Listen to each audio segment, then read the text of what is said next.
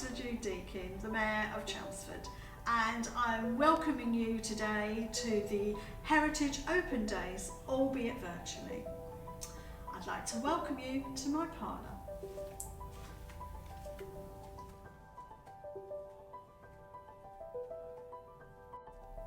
These are the robes that the Mayor and the Deputy Mayor wear. The Mayor is always in red, and this is not real fur, most certainly not. And we wear our ruffle. We would also have sleeve armlets that come out with this lace on the bottom. And if you're female, you will wear a tricorn hat. If you're a male mayor, you wear a bicorn hat. And it will be the same for the deputy mayor. Female tricorn, male bicorn. Okay, so now we're going to move on to the chains.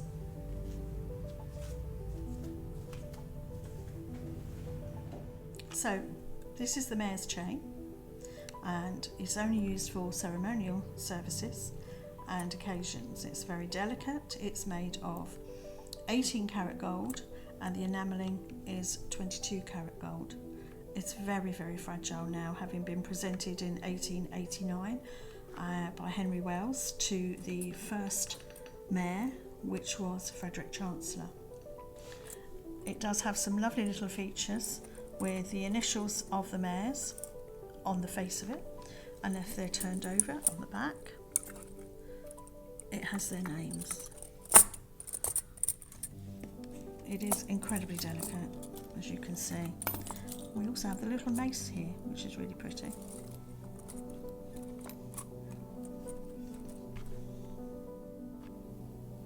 And this is the mayoress's chain, which is much smaller than the mayor's chain. Again, it's 18 karat gold.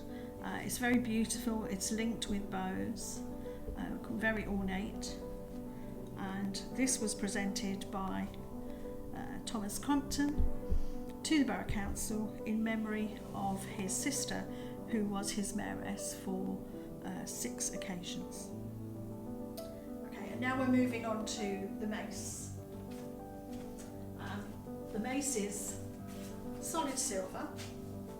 It weighs 4 kilos and was presented to the borough by Charles Ridley in 1889.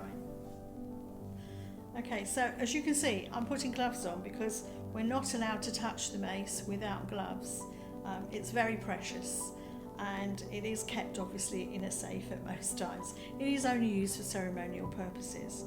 And on the front here you can see the crest of the borough, and it's the old crest. It hasn't been changed from when we were the original council. Back in 1888 this crest was designed. On the other side of the mace, there is the Queen's crest, which is only shown uppermost when she is present or one of her royal representatives is present with the mayor.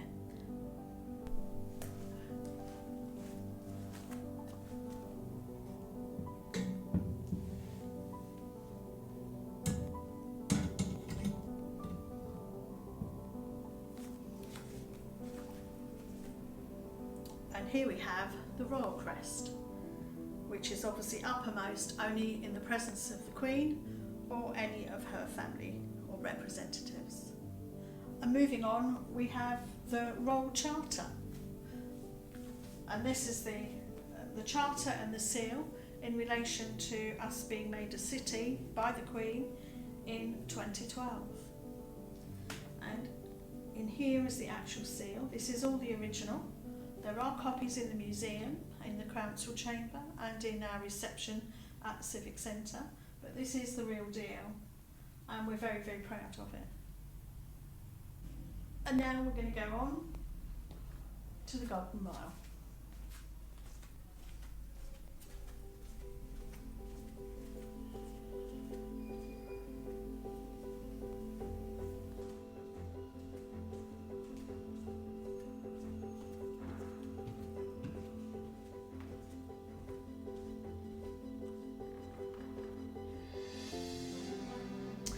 And here we are on what we call the Golden Mile.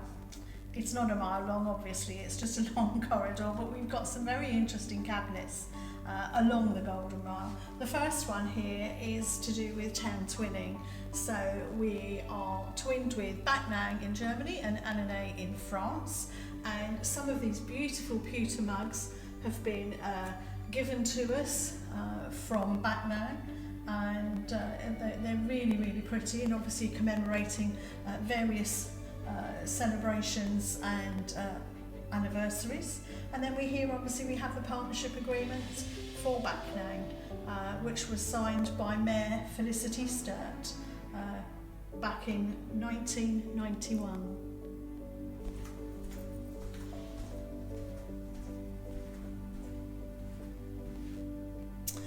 And in here we have First Lady Mayor, which was Jean Roberts, and she was mayor from 1961 to 62.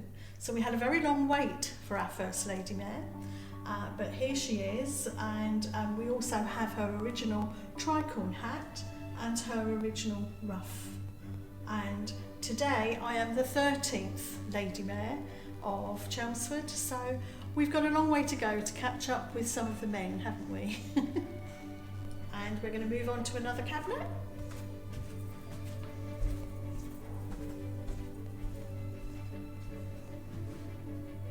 In this case, we have the original badge of the council, which has the 2 rivers on it and the original crest.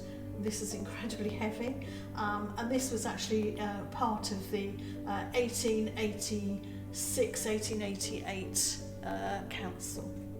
And then we moved down to the seal of Chelmsford. This was an original seal. And we do today, we still seal all of our official documents with wax and a seal very similar to these, but a modern day version, and then the mayor signs. So these are quite interesting, and obviously we will move on into the council chamber now.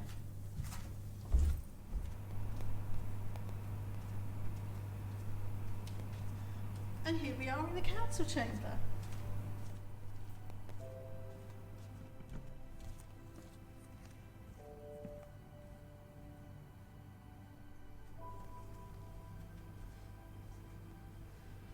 So this is where I would sit for a council meeting, and I'd have the deputy mayor on my right hand side, and on my left I would have the chief executive, and on either side of us we would have officers who would be supporting us, and we'd have all the council members in the chamber facing us.